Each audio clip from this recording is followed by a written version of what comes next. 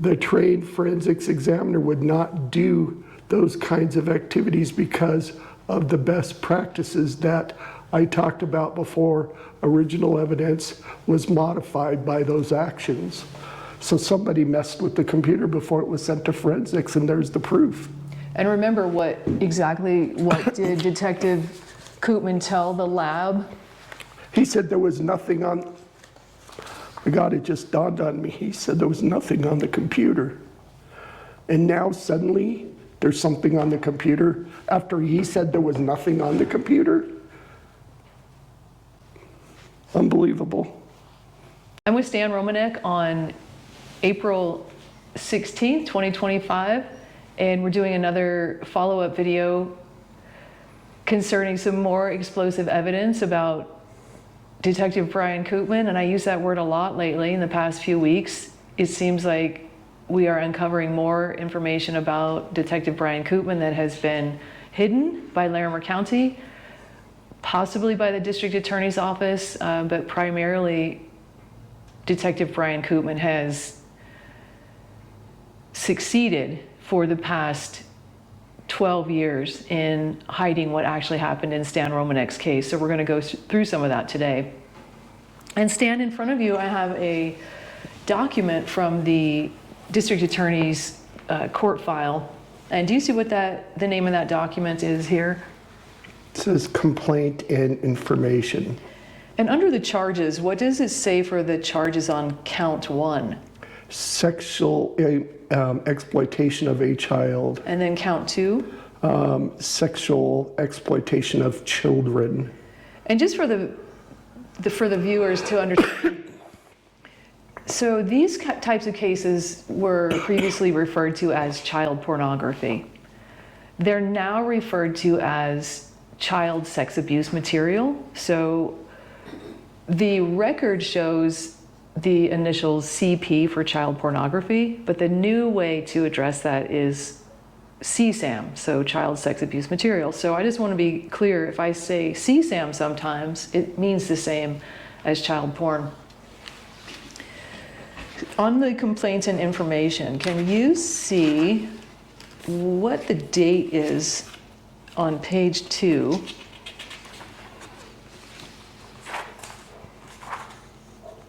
Do you see who signed it down here on the bottom? Daniel McDonald, Chief Deputy District Attorney. And the date, when did he sign that? Signed it 2/10/2014. So you were actually charged in February of 2014 for those 2 counts that we saw. You can flip that over.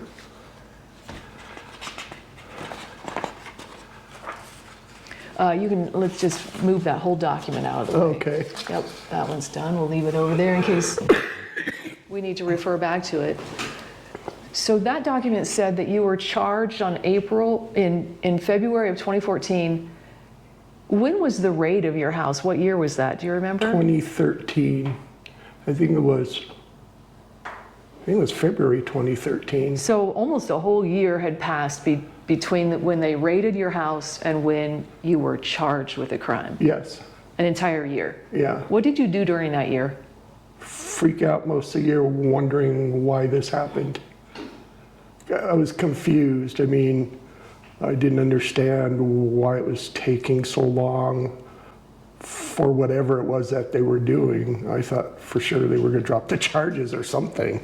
Did anybody update you? Did anyone from the DA's office or? Nothing, not a thing, not a nothing, not a nobody. So for a year you're just tormented by not knowing what's happening? Absolutely tormented, wondering what the hell these guys are doing. The next document in front of you is also from the District Attorney's discovery file. Do you see the heading, where is this report from? Northern Colorado Regional Forensics Laboratory. And what this document is exactly what? A laboratory report. And on page 2 of that document, so this is actually the forensic report that the regional lab did on your computers that Detective Brian Koopman took from your house. Okay. So on page 2, Now this, you can leave it right there. This report was prepared by a detective, Darren Ford, from the lab. And in 2014, he was just a detective. He is now the head of the lab. So he's moved up from detective to running the whole show. What did he say in 2014 about your computers that Koopman took to him? The last shutdown of the system appeared to be 4/16/2013. So on April 16th of 2013, ironically, the same day that we're sitting here together. That's crazy. What a That is coincidence. crazy. What a coincidence. Wow. So 12 years ago, Detective Ford says that he is looking at your computer and it says the last time it was shut down was on the 16th of April in 2013.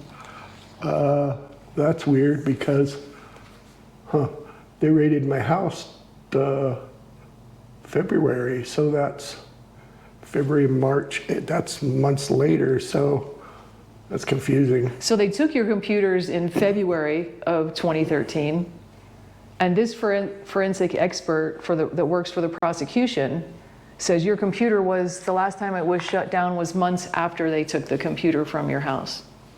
That's something fishy there.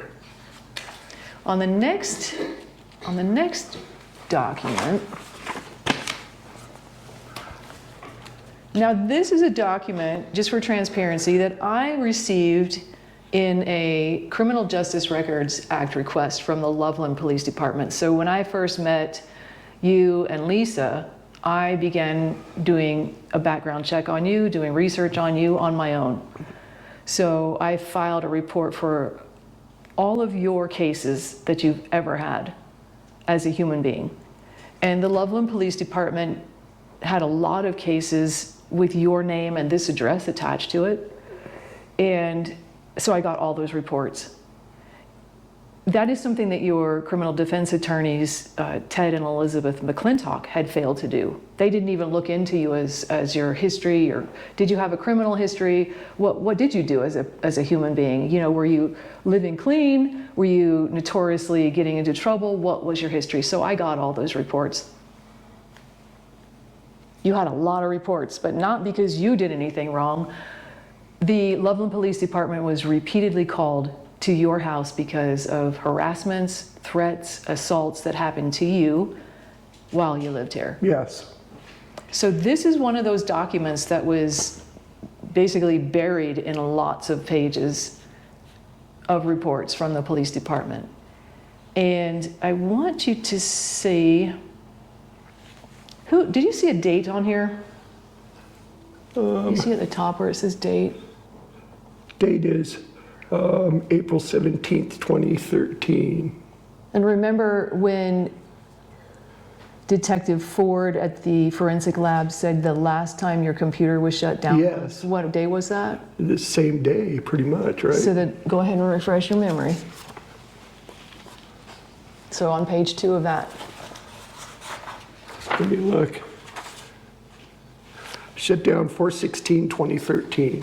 And so the date So this on is the next day. That's 4/17/2013. And who is writing this memorandum? Northern Colorado Regional Forensics Lab. So that's who it's to. Who's writing it? Who's this memo from? From Detective Brian Koopman.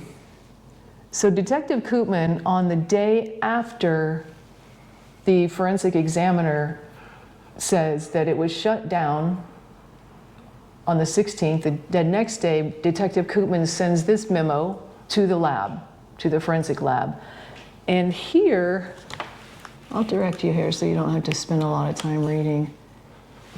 It says, a field search. Can you read that out loud where it starts, a field search?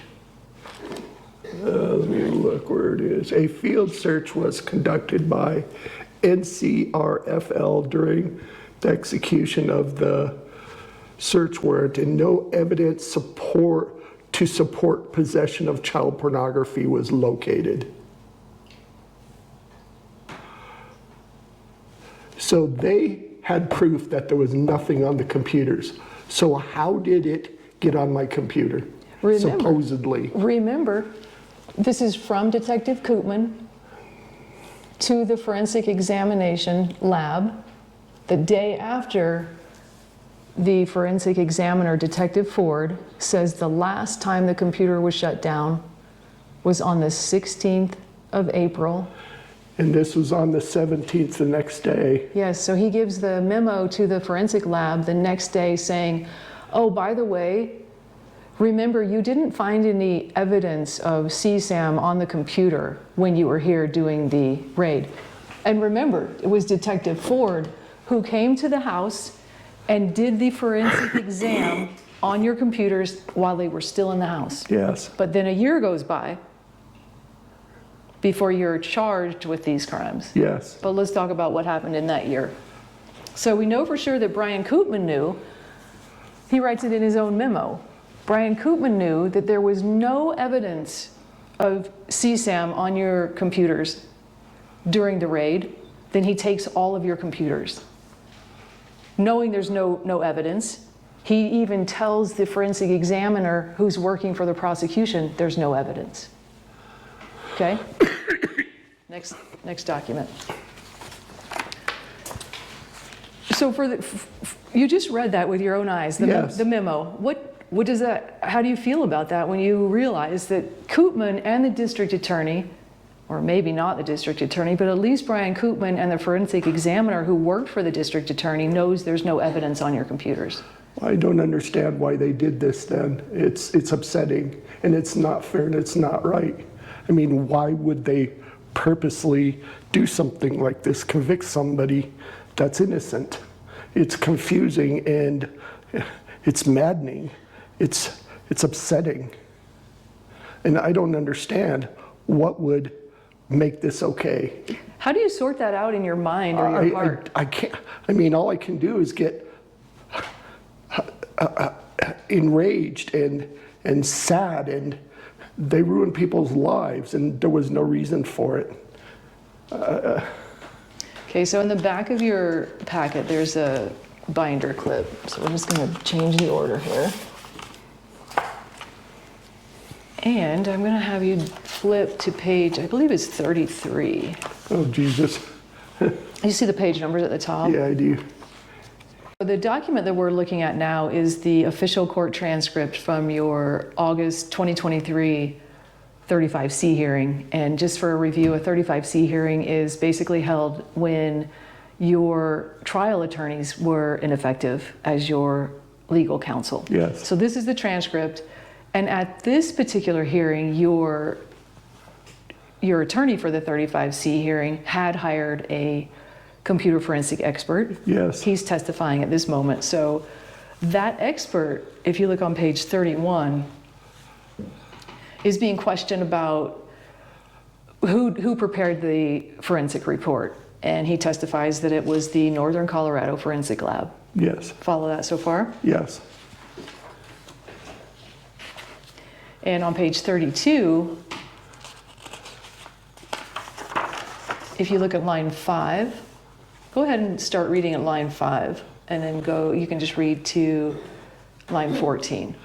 I noticed that there was an artifact listed in the report that indicated that the laptop had been accessed, powered on April 16th of 2013. So your attorney says, go ahead. And was that date problematic? It was, yes. And why is that? The detective working on that case at that point, Detective Koopman, made a request for the NCRFL to do the forensics analysis on April 17th. So then your attorney says, go ahead. Does that mean that someone used the laptop between when it was seized and the time that it was sent to the lab for forensics examination? The response was yes. Can you tell how it got used? I can only see little glimpses because this sanitized forensics report did not contain absolutely everything that was obtained from the laptop. I could see that the machine was powered on. I could see that someone attempted to access a user account on the laptop and that some type of USB storage was plugged into the laptop. Okay, so what does that mean so far? What are we talking about? That means somebody messed with the computer before it was sent to forensics, right? That's what it sounds like. That's what it sounds like to me. So on the next page, your attorney asks the computer forensic expert if that was concerning to him. And what does he say? Was that concerning to you? It was, yeah. Why? Why was it concerning is what your attorney says. Yeah. The trained forensics examiner would not do those kinds of activities because of the best practices that I talked about before. Original evidence was modified by those actions.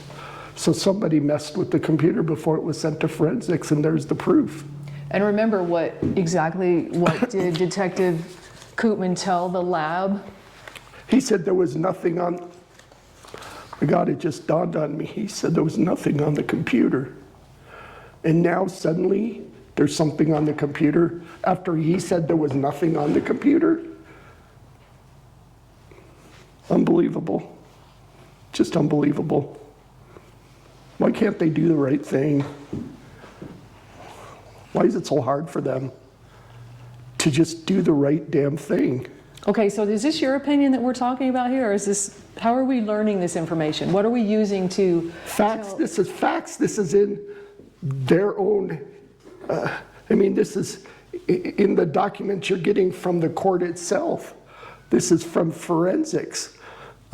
It's from Brian Koopman himself. He said there was nothing on the computer, on the computers, and then suddenly there is. So Brian Koopman knew. He knew there was nothing on the computer, and then apparently somebody put something on the computer. That's the only, it's plain as day. Who else knew besides Brian Koopman there was nothing on your computer when they took them from your home?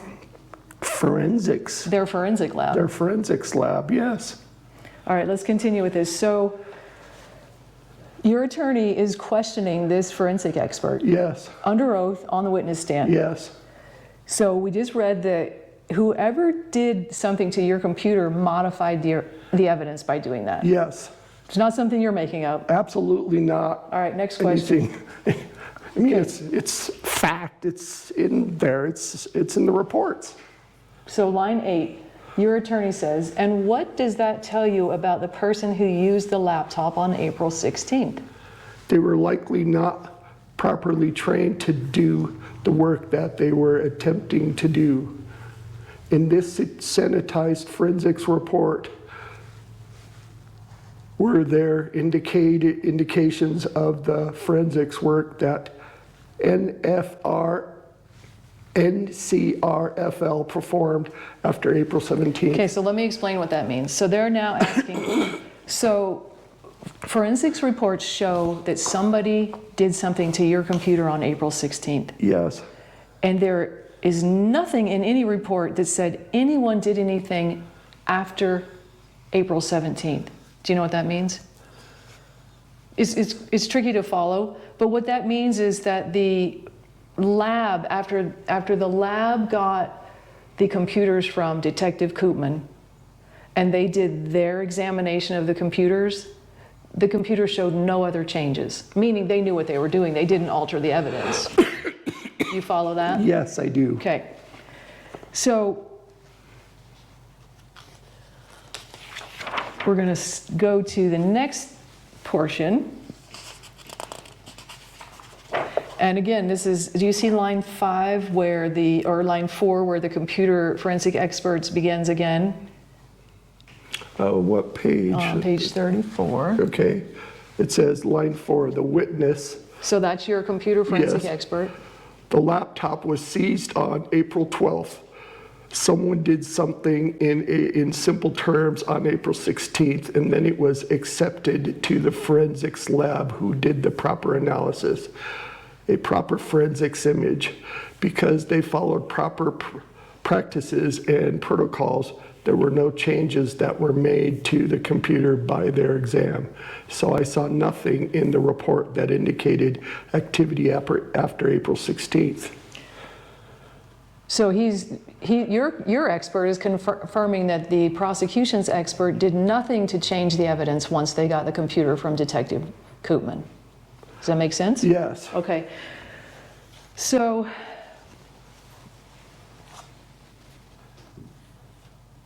your attorney says, in other words, NCRFL, that's the prosecution expert, followed forensic protocols and best practices. And your expert says what?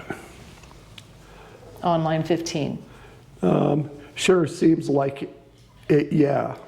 Your attorney says, did the activity that you found in the sanitized forensic report provide you with any indication of who was responsible for the activity on April 16th? And what does your expert say? I had one small clue.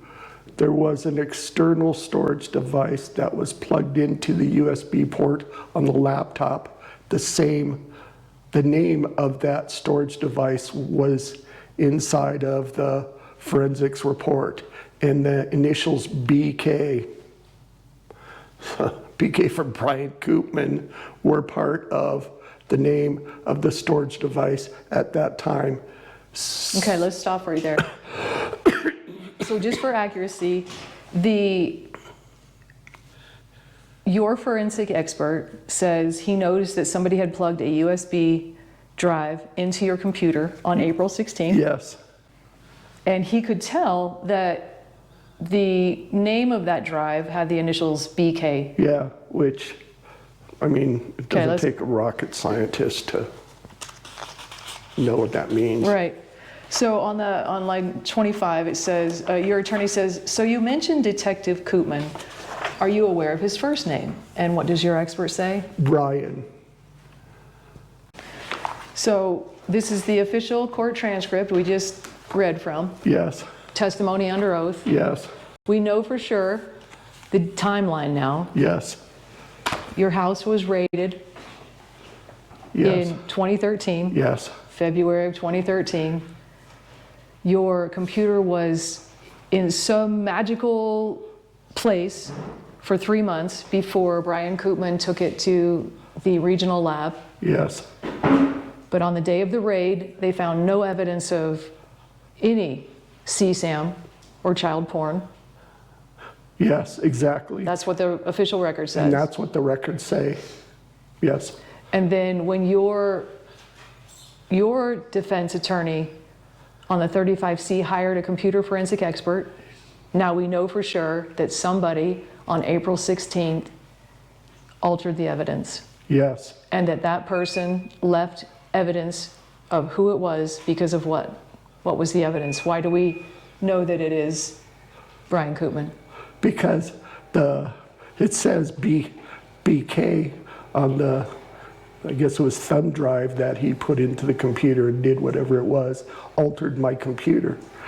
And it was evident that he altered my computer. It's in the report. It's in the file.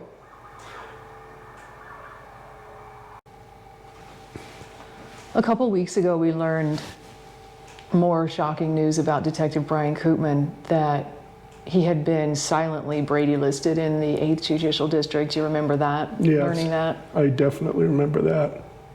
And you have not been notified about Koopman's Brady listing to this day? Nobody told us anything, told my attorneys. In fact, they said they didn't know anything about that.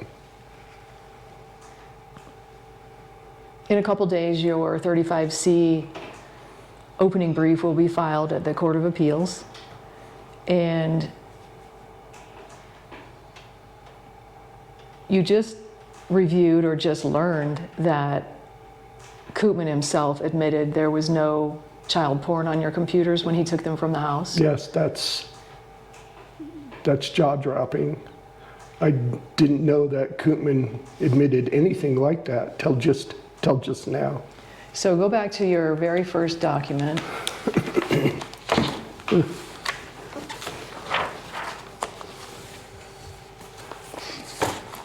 I'll move these over here for a second. And on page 2 of the complaint and information, now this is the document that basically says what you were charged with. Yes. Do you see under count 1, do you see those dates on the first line in that paragraph? Yes. Go ahead and read that. It says between and including January 12th, 2023 and April 12th, 2013. So between and including January 12, 2013 and April 12th of 2013, Yes, Brian Koopman swore to the district attorney's office that between those dates, you had downloaded child porn or CSAM onto your computer. So that was for count one. On count two, what does it say about the... on or about January 12th, 2013. So for count two, the date that Koopman used for you doing this illegal act was on January 12th of 2013. So those are the dates that Brian Koopman said you were downloading child porn or CSAM. Yes, that's what it says. So on the next document,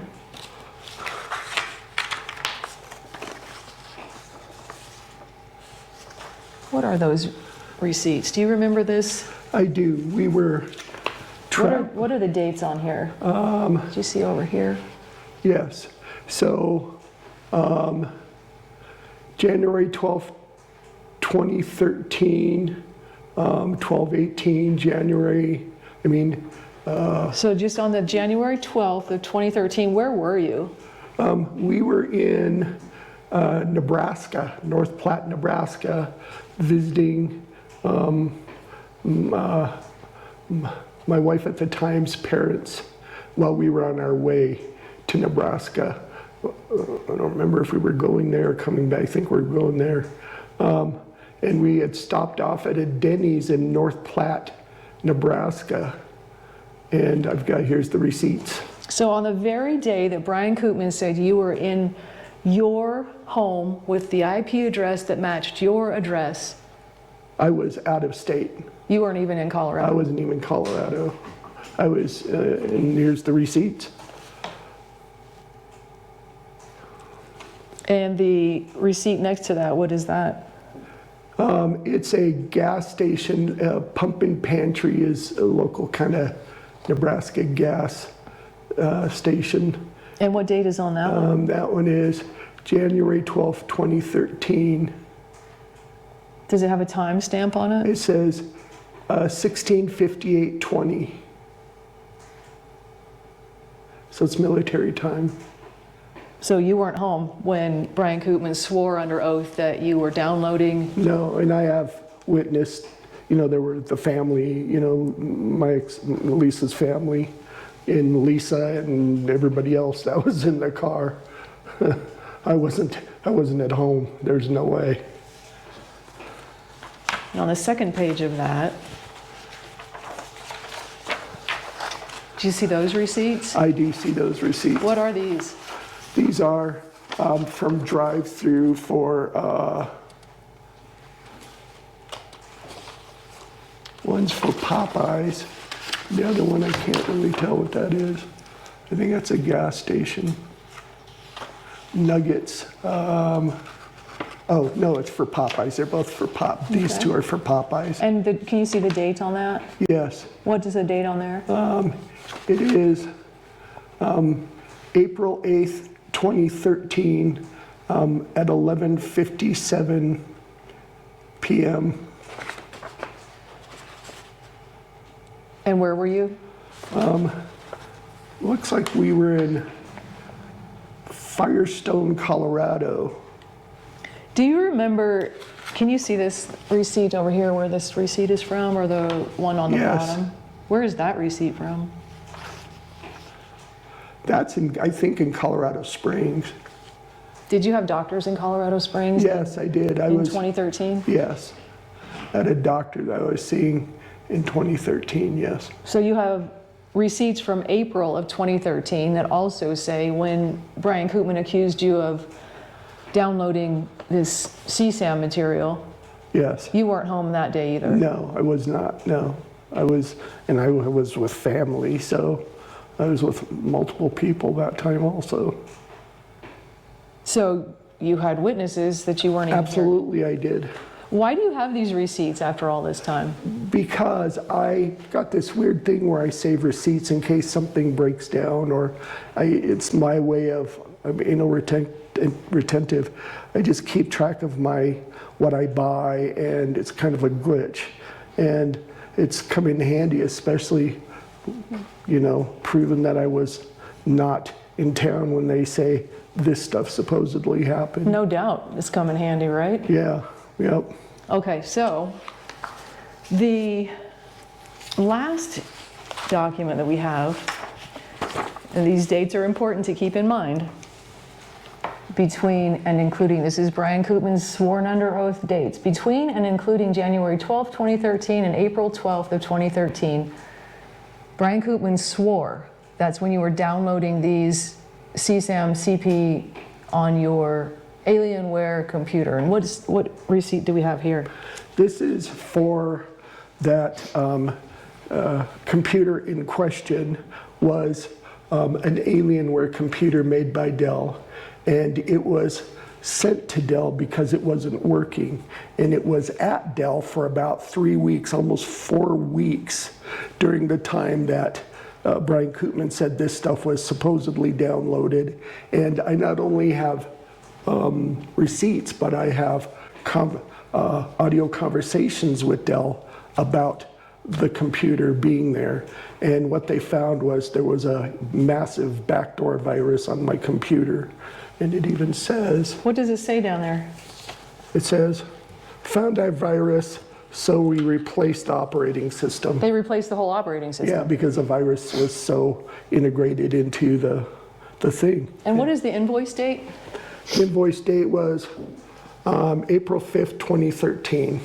So your computer was not even in the state of Colorado at the time that Brian Koopman said it was at your address with the IP address that matched? No, it was in Texas. So how can that be magic, I guess?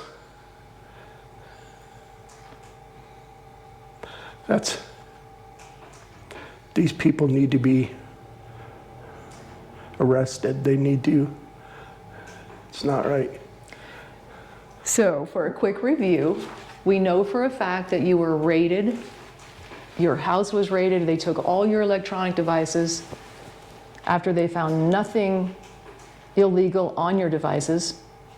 Then Brian Koopman had those electronic devices in his possession for a number of months before he took them to the lab. Yes. He admitted to the lab there was no evidence when he seized the devices, there was no evidence of CSAM. He even admitted that to the prosecution's experts, that there was no evidence when he took them. And then suddenly there mysteriously something appeared on the computer after Detective Brian Koopman stuck his thumb drive in my computer. That's just, man, that's just not right at all. So it occurred to me when It's despicable. It is, it's hard to describe how offensive that is to humanity. My God, what's wrong with these people? What kind of horrible sociopath or sadist would do this kind of stuff to people? I don't understand. And why would Larimer County allow it? Why? I think we're getting closer to finding out that answer. And as soon as we have the proof, we're going to obviously tell the people why it's happening.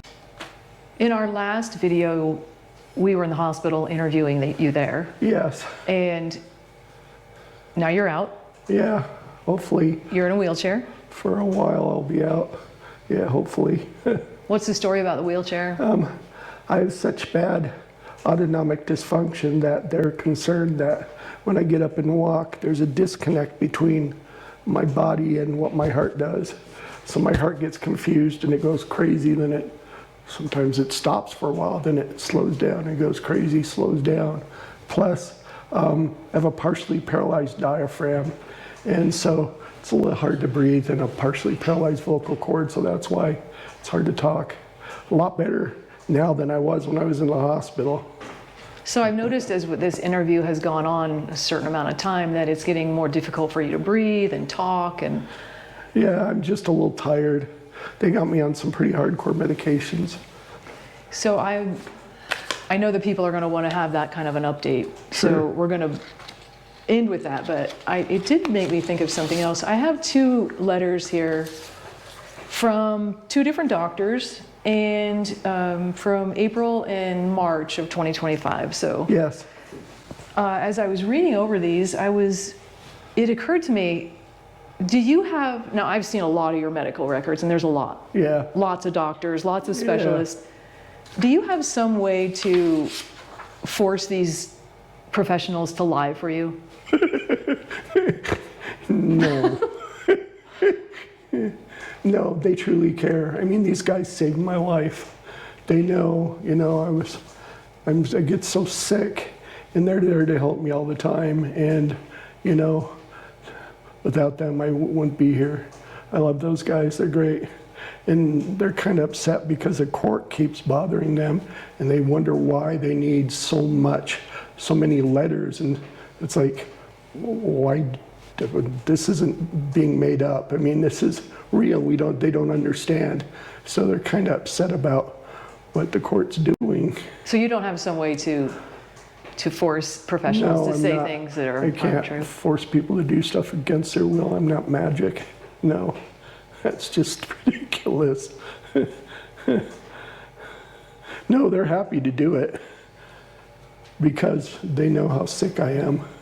Well, they have the evidence to prove it, right? Oh yeah, no. Tests and tests and tests and Yeah, tests. and last time we talked about, even the DA noticed that I was really sick, and he admitted to it finally after years of letting me suffer and stuff. And he admitted that on the record as well? Yes, he was on the record. So just to make a record, I'm going to actually read from this letter, and I'm not going to disclose any HIPAA protected information, but the body of the letter says, Stanley Tiger Romanek is a patient under my care at blank. He was recently hospitalized for CIDP. CIDP is a serious and dangerous illness that affects the nervous system and can cause paralysis, affecting any part of the body and the ability to breathe, swallow, walk, or talk. It can also cause autonomic dysfunction, affecting the heart and organs. Increased stress may increase episodes of CIDP flares.